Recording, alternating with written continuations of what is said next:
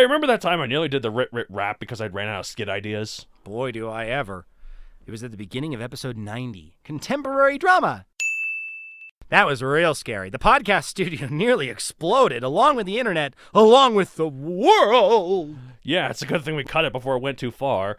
Anyways, that time you had me come up with all those different skit ideas under pressure. Do you happen to remember the list? I think so. Why? Because I just wanted to get them all out of the way. We used a few of them since, so what are the ones we have left? Let's see. Let me put on my reading glasses here. Oh, boy, looking sharp, David. Thanks, Donald. Aha! Your list of skit ideas was a pesticide that wards off cliches. Yep, did that in episode 116. A device that writes you one of those big world-building encyclopedias. Yep, episode 128. An app that zaps you a little whenever you procrastinate. Episode 102. Although it was a watch rather than an app. Close enough. Next, seeds that grow into giant plotline trees. Episode 108. A robot that functions as a writing rival to encourage competitive spirits. Oh, didn't do that one yet. A haunted house full of your unfinished story ideas to scare you into completing your draft. Didn't do that. A fish that you put into your ear that'll make you understand whatever your character could possibly be feeling. Definitely didn't do that. What was I smoking there? A ninja that's a character assassin. Did that, episode 105. And finally, a support group full of writers encouraging you, but it's all in your head after taking a special pill.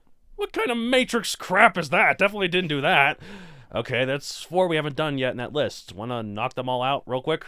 Don't you think we should give them their own skits so we can, truly give them justice? Justice schmustus. We need new material stat. So let's get all this junk cleared out and make way for some new content. All right, if you insist. First up. Donald, why aren't you writing more? Because I have no reason to, other than self-fulfillment. And who has time for that? What self is there to fulfill, huh? No reason? Sounds like you need the writing rival robot. This robot is specifically programmed to write a similar story to your own at just a faster pace than you, encouraging writers to... Robots? Writing more than me? Ah! How dare those dirty robots do that? I must write further! Whoa! Your fingers have undergone relativity, you're typing so fast! I gotta beat the dirty robots! And done! Good job, Donald. You completed your draft. Oh, and by the way, there was no robot. What? You're saying that you exploited my competitive spirits and prejudice against robots just to get me to write? Sometimes the best robots are the ones that don't exist. I'd say that's true all the time, actually. Wow, you really are prejudiced against robots. Try the writing rival robot today, listeners. Even though it might not exist. Or does it? Find out for yourselves. All right, what's next? Haunted house? Okay, here we go. Donald, you've got so many unfinished story ideas. Why aren't you doing anything with them? Because I don't wanna. I mean, I like the ideas, but I just can't seem to finish them. Is that guilt I hear in your voice? Maybe. I don't know. Wait, what's that house that just spontaneously unfolded behind you? Step inside the house, Donald. If you dare. Okay, stepping inside.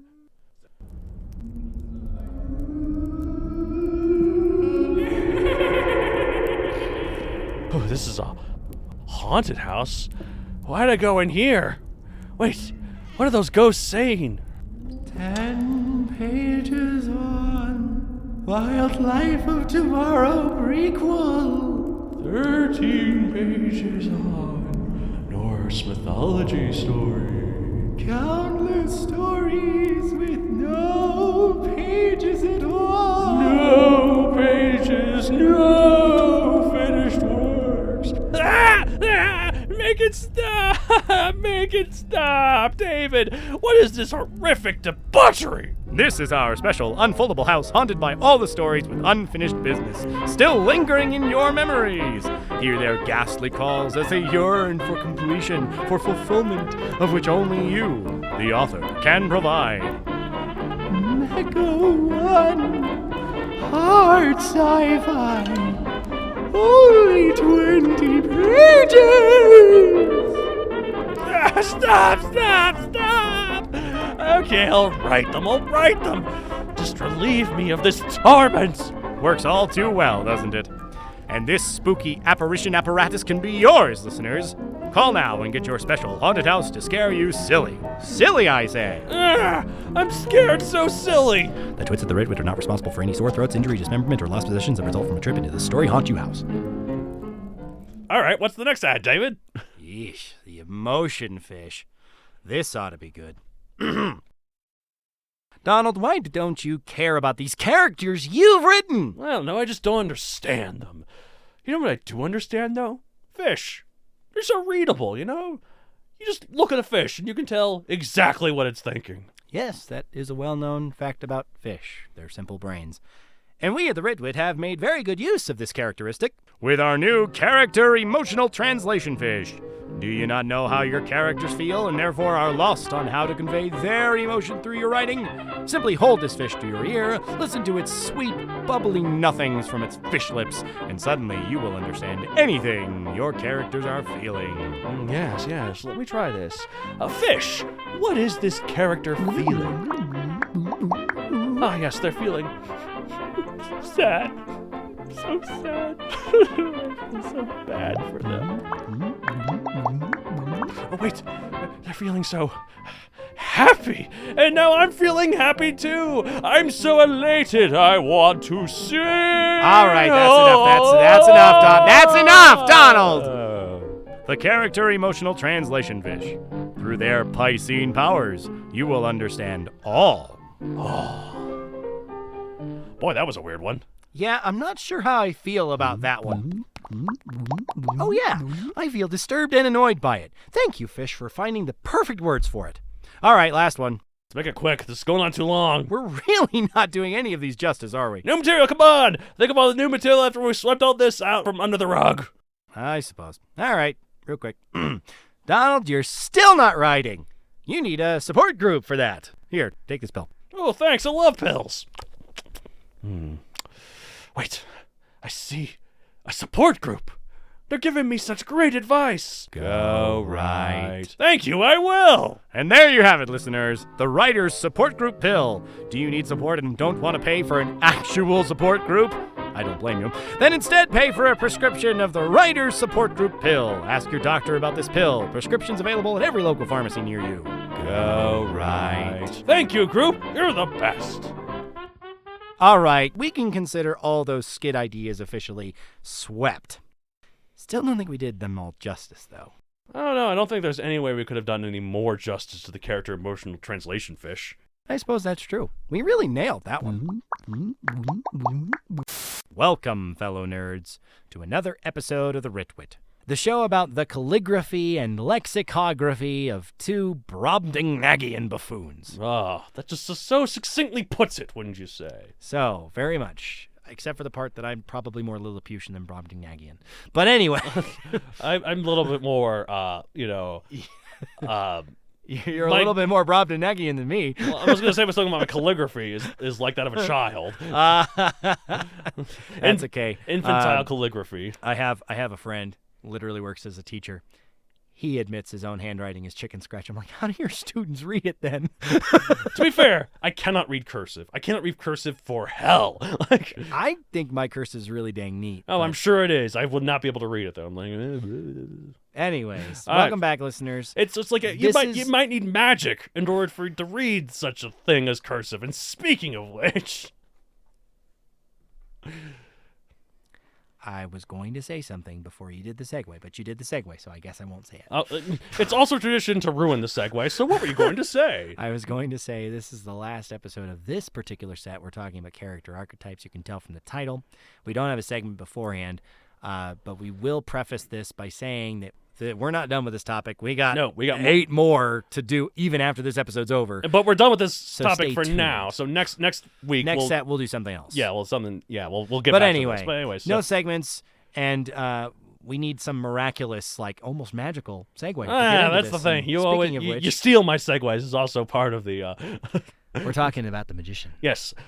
Finally, to round off the first set, we're talking about another great mental figure, the magician. They're like sages, except they're more battle-focused. And they're definitely more magical. Yes, ready to dish out spells and harness the ways of the universe. They have great discipline and power. They can also be arrogant and, in the worst-case scenario, corrupted. What are the benefits of riding this kind of mentor rather than the previous one, the sage? They can take an incredibly active role. The sage is going to willingly sit on the sidelines, whereas the magician will not. Yes. Because they don't need to. Right. They have the power to literally change things. So much of an active role, even, that it almost becomes a detriment, honestly, because they take more work to prepare over a sage. That's true. We'll get to that in some of our other questions.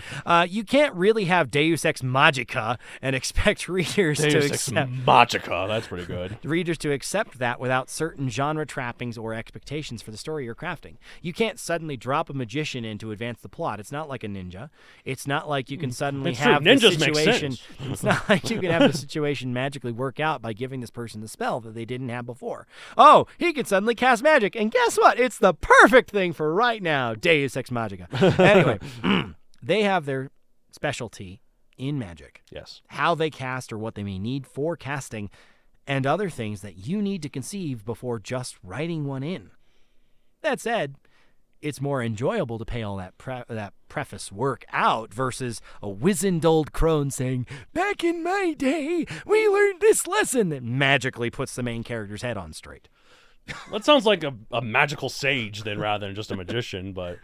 No, I'm not saying that the sage did anything to make it happen, but this lesson obviously stand in for whatever he says. That's true. The lessons are his suddenly magic. makes sense to the character. Anyway, well, like, yeah, but that's the thing. Like, they're not passive anymore. They or just sit and give advice. They can kick some serious ass as well. With I do say keep for some reason. Keep some ass, man. I'm just thinking, where in the heck did they hide it all? Oh my god. And their robes, obviously, they're wizard robes. Anyways, they can kick some serious ass as well with their spells or technology or whatever conduit they use for their magic. Changing it so I stop laughing. So they can also give advice and other helpful words, meaning that you can have a magician that's also a sage super easily. In fact, many of these archetypes could overlap. That's what makes these characters more three-dimensional. It's worth mentioning, though, that it's kind of the squares rectangles thing. Yes, kind of. Well, no, I think both.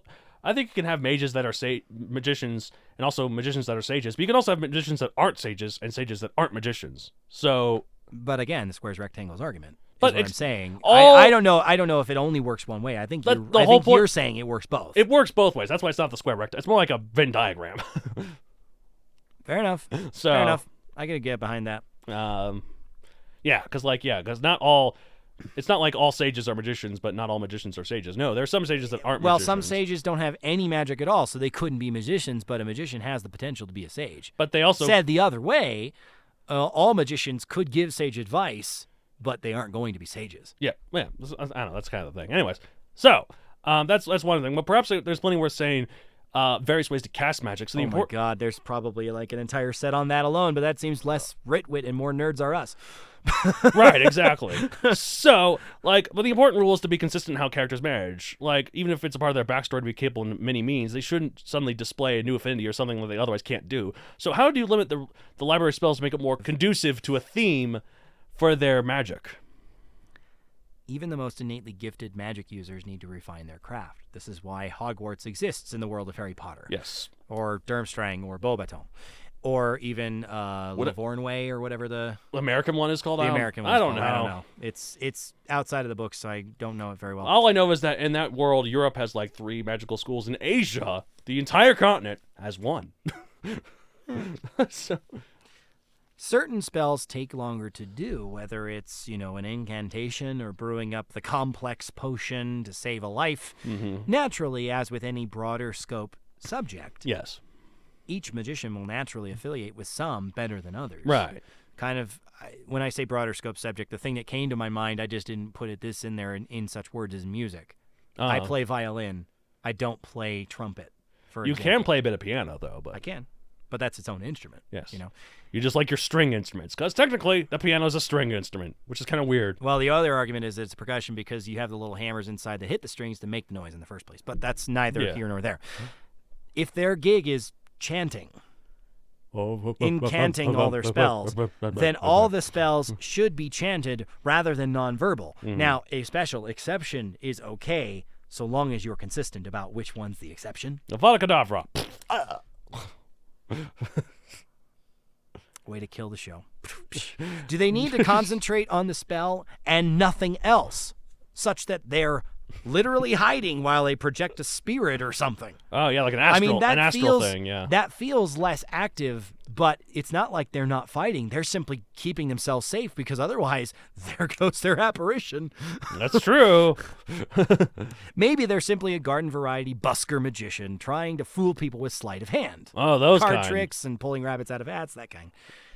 All of those types have their own means and certain capabilities with magic.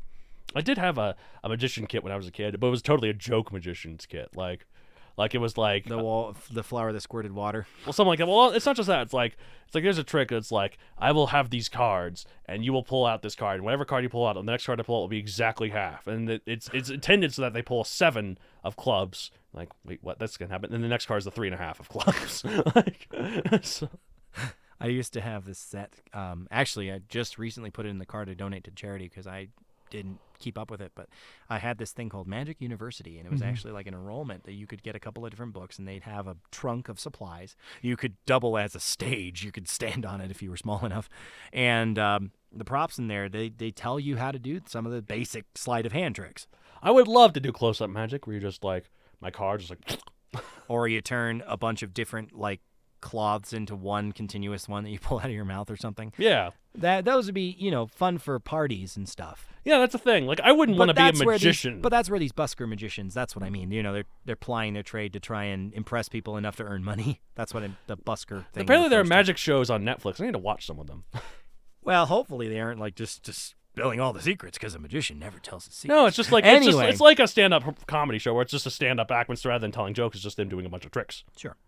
All of them have their own means and certain capabilities with magic. I'm pretty sure the busker's not going to be capable of actually resurrecting a dead person. That's the thing. That's what, like, it becomes less like, how did you do it? We're like, that's how he did it, just flat out magic. How did he do it? It's not possible for him to do that. So, try not to cross lanes too much, and it won't feel like you're simply giving them that spell for the simple convenience of, oh crap, I can't write out of this corner. Bam, he can do it. I'm just thinking of the movie The Prestige. It's a good movie. It's about competing magicians. Hugh Jackman and Christian Bale, and Nikola Tesla's in it. Or in alternate continuity, Wolverine versus Batman. How fitting. I know. Well, also directed by Christopher Nolan. So, so Inception, kind of, because it's not Dark Knight at least. Well, anyway. but no. Anyways, but yeah, Nikola Tesla's in it, and he's played by David Bowie. Oh gosh, I have heard of that movie. Okay. Yeah, and he does really good. Yeah. All right. Anyway. So, alternatively, maybe they're just trying not to be too helpful to us lowly muggles deliberately, so that way we don't rely on their help all the time. We can go forward ourselves, like without their aid at some point.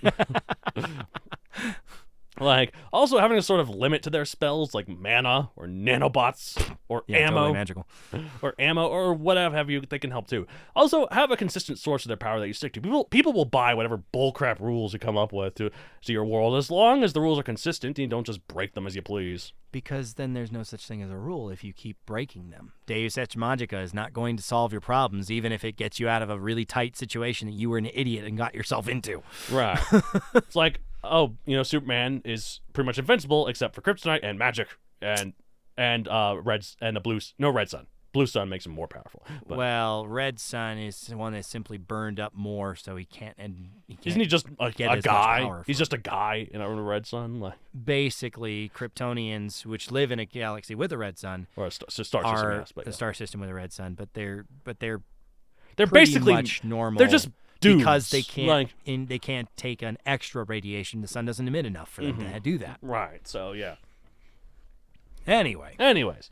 Be consistent with your rules. Moral of the story. Yes, exactly. So as long if you're like, suddenly Superman is not immune, is immune to kryptonite, like, wait, what? And is not susceptible to magic, then what? Unless there's like an end reason, and it's like he took a non-magic, non-kryptonite pill.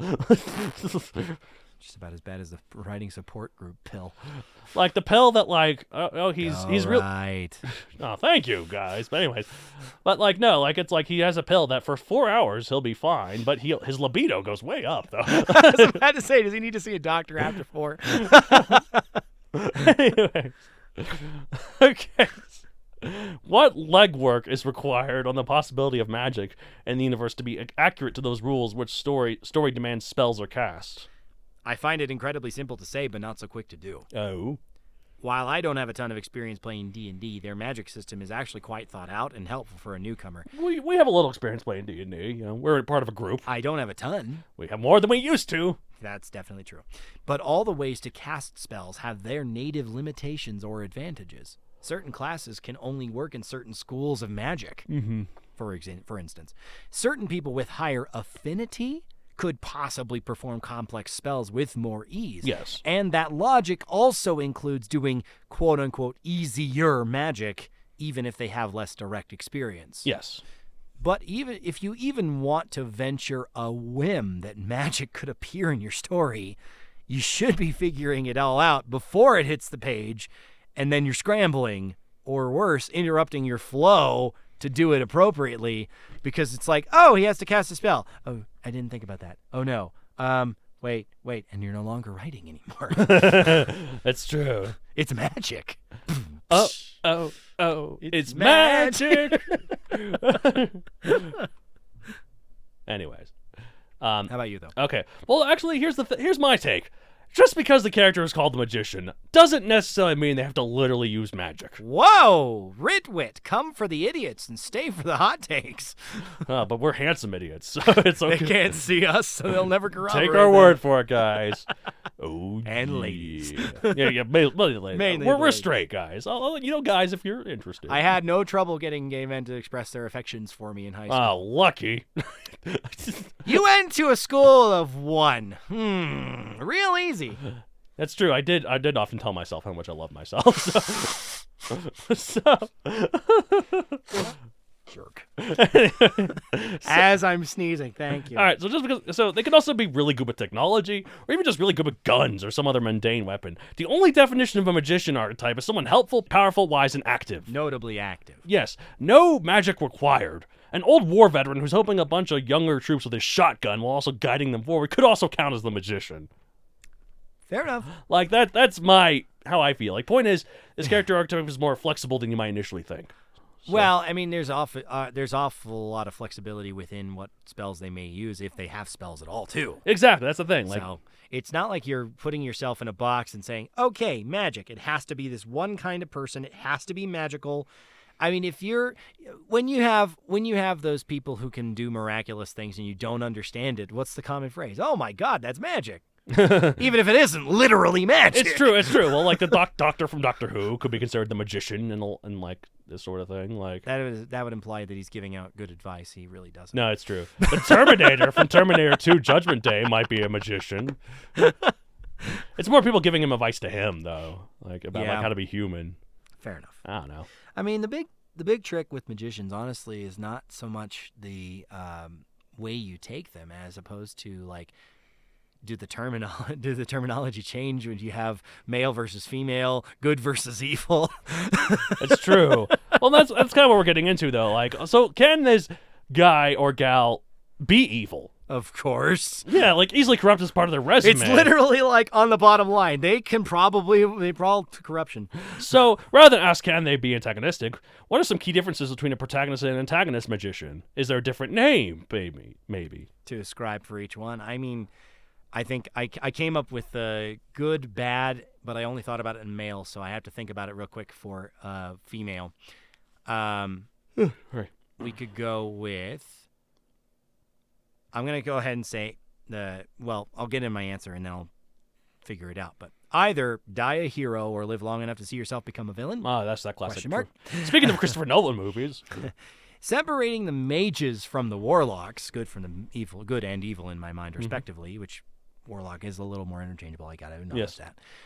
For the ladies, I'm pretty sure the evil would be witch, but I'm not sure what the good would be comparatively, because I'm not they sure. aren't wizards. Fairy godmother. That's the one I'm missing. Maybe they're just called mages and call it good. But anyway, there's a crucial step between them. Lack of concern for rules. That's the thing, isn't it? Warlocks dabble in dark arts mages wouldn't dare touch. Mm-hmm. Hexes for the witch class, if you feel like calling it separately. mages uphold the laws they live under, except in times of duress. But the warlock says, hell with it. So, like, and under this, like, this brings me another good example of a non-magical magician. I guess it's kind of magic. I mean, in our world it would be, but John Hammond from Jurassic Park. Fair enough. He gives no wit for the rules of evolution, extinction, anything. He's like, we can do this, and we're gonna do it. We're gonna do it. And so he starts off as like kind of a good magician, then becomes like a I don't know, like a bad magician. It's like a misunderstood magician, or like one that like one who is going down the wrong path. But he is kind of the magician. He's one giving the. He does these incredible feats. He is kind of more active in like what he's inspiring imitators. Yeah, exactly. So that's another non-magical. Now I'll say the first step in being viewed as a bad magician usually stems from some like forbidden research, a spell they shouldn't have dared mess with. Like Dr. Henry Wu in the Jurassic World movies. He's a bad magician. Harder spells that demand a major equal sacrifice of self or surroundings, that kind of a thing. Like creating the Dominus Rex. Another difference between the mage and the warlock in my head, which this is general, but probably qualifies as major, is how genial they are as well. Oh, yeah. Mages don't mind helping people. That's true. Warlocks only do something to advance their own plans and give no Fs. They have no Fs left to give about if it hurts or helps anyone else. Yes. They do it. If it happens to help little Billy over there, okay, whatever, consequence, don't care. Whereas the mage will literally go out of his way to help little Billy. That's true. Little Billy needs the help. Especially if little Billy needs the help. Anyway, well, like, to use another famous superhero quote, with great power comes great responsibility. Ah, yes. A good magician knows to use his powers for good or Are we comparing Uncle Ben to a magician archetype now? No, Spider-Man. Uncle Ben's the sage, if anything. Uncle Ben is the person who said this, though. I know, but he's talking about Spider-Man. I mean, not really Spider-Man. He's telling Peter this. But anyway. Why does he say that? He doesn't know he's Spider-Man. He doesn't say it to Peter because Peter is Spider-Man. He says it to Peter because it's good advice. It is, but it's more applicable to the fact that he's Spider-Man. But I don't know. Anyway, but Uncle Ben's the sage. So, and dies. Mentor deaths! How dare you? Anyway. Okay, so a good magician knows to use his powers for good and limit what he does into more moral actions. A bad magician doesn't give a crap and does whatever he pleases, flaunting his power and doing terrible things with it. In terms of a different name, though, for some reason, sorcerer sounds more evil to me than magician, even though there are plenty of good and evil versions of both. No clue why, but there you go. Hey, cool, different name. Anyway, one that I didn't include. Let's ask the fans what they think. And speaking of which, had to make up for last episode. Yep, this episode, yeah, or no, last episode. You're right. I don't know. They all just blend together, man. Anyways, we're reading the fan mail. Guys. Reading the fan mail. Generally, we don't get too many that like talk about where in sequence they're listening as they write the fan mail. It's relevant. Sometimes we can kind of track that, but I got a fun one here from listener Chris Yu in Ireland. Oh, first time we got one from there, right? In Ireland. He was listening to our episode 93 about engaging readers at the climax. Oh, yes. He wrote in, I'm reading Two Towers as I listen to this episode. Oh, yes. God, that seems like a terrible way to multitask, dude. Anyway, what a coincidence. Since you reference him so much, I'm a tad disappointed you guys aren't sponsored by the Tolkien estate or something. Hey, wait, no, Christopher Tolkien's dead, too. What about his grandkids? Are you listening? Hello! We'll happily sponsor you.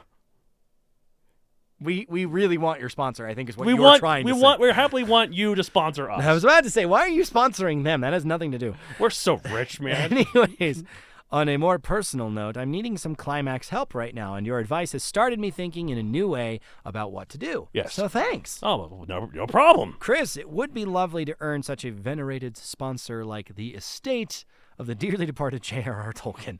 But let's be real about our chances of that happening. That is to say, 0. Maybe we can get Sir Peter Jackson. One in like 10 quadrillion, maybe. But anyway. Say, maybe we can get Sir Peter Jackson. Maybe. Or Andy Serkis. His estate, you mean? Yeah. Besides, the reason that he comes up so much is a testament to his abilities rather than any sponsorship that we're missing out on. That's true. By the way, Andy Serkis is not from New Zealand like Peter Jackson was. People seem to think. Yeah. No, well, because Peter Jackson's from New Zealand and a lot of the film in New Zealand. No, Andy Serkis is British. So. True story. Tolkien wasn't really concerned with the writing piece as much as he was just a linguist. Yes. It was like, I need a world for this language. He formed a captivating narrative by submerging readers into his highly developed world, and the rest is history. I think it's really cool when like people like aren't necessarily storytellers, just do it for another thing, but end up also being really good storytellers. Well, and, between how much crossover there is with art. Like Pixar is actually not a story company. It's a special effects company. They use their movies to sell their special effects and to show off their like CGI, their CGI programs. Well, that is their goal. They just also happen to be really good storytellers. So, well, and for what it's worth, with crossover between various disciplines as they are, you can be really good at multiple things and unintentionally be great at one that you didn't even go in with the intent of doing. Right. That's the thing. But like I'm just saying, like, yeah, for every Pixar movie, they look into is like, how can we further this? Yeah. Like, of course they go into like, how do we tell a good story too? But they're actually looking at like, what can we do to further our what new effects can we use? Yeah, like for Cars 3, it was mud apparently. So there's something to be learned from going for it so hard that people fall in love with the story you were telling only as an extension of the hard work you put into the universe building. I mean, that's insane. That'd be pretty cool, though, but yeah. When you think about it like that, though, he made a universe, and everybody fell in love with the universe. Not the languages. Because of what he did with it. Even though it wasn't intentional. That's insane. I'd like to think someone likes the lore we've built for Ritwit and the skits. I know I do. Oh, well, that's good. I've got one fan. You don't need any others. I'm the one sitting here. All right. I'm glad you got a fan of this here Ritwit thing. Lone Star, why are you here? You fired me. Nabbit. Anyway. And apparently can't stay consistent in which character he's referencing. Anyways. From a much less reverent place, note that we had to share from Tyler W. in Des Moines, Iowa. Can you guys put me in touch with that writing tips hotline? Something about a lovely female voice just makes things more understandable in my head. Let me break the illusion here. That was David.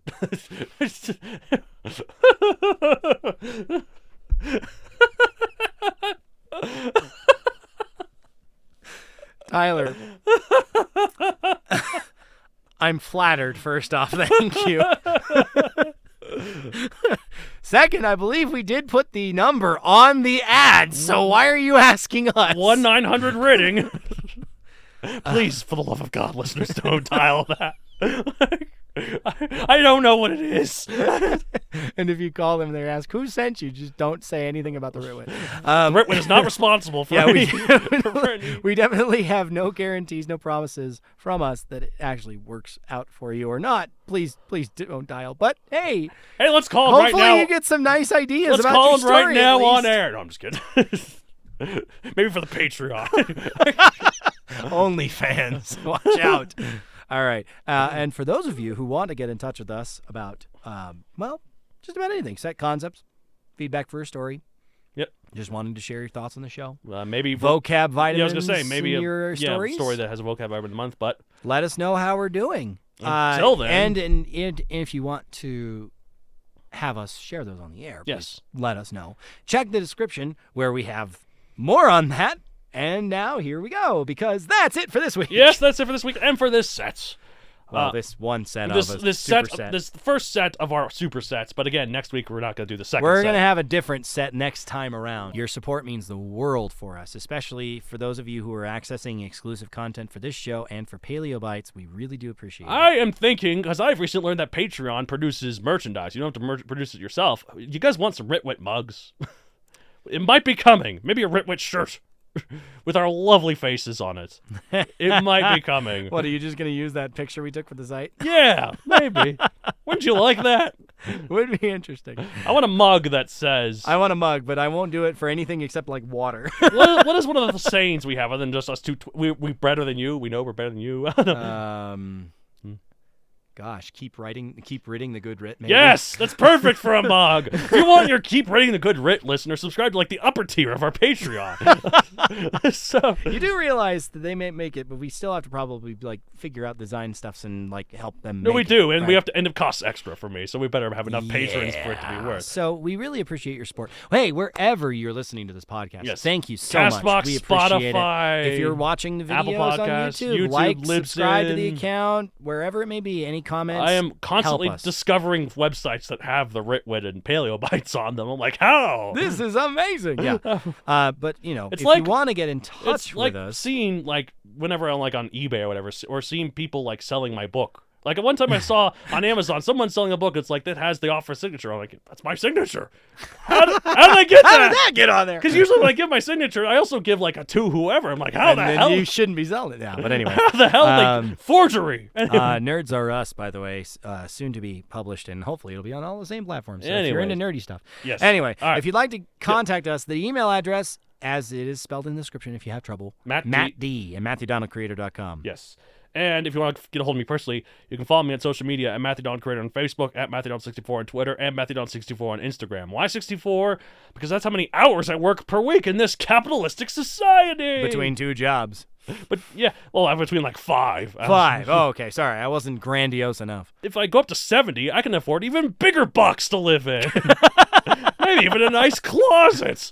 Something about the English language, though. Why are our apartments all smushed together? Why is the person who invests in your money called a broker?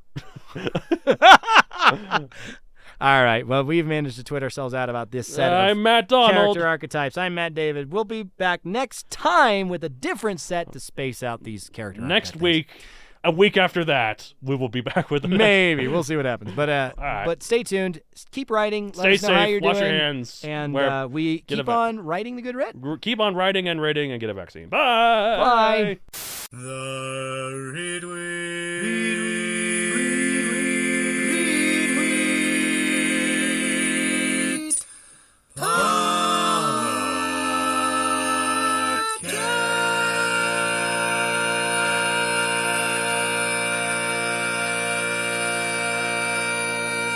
I'm not sure how I feel about that one.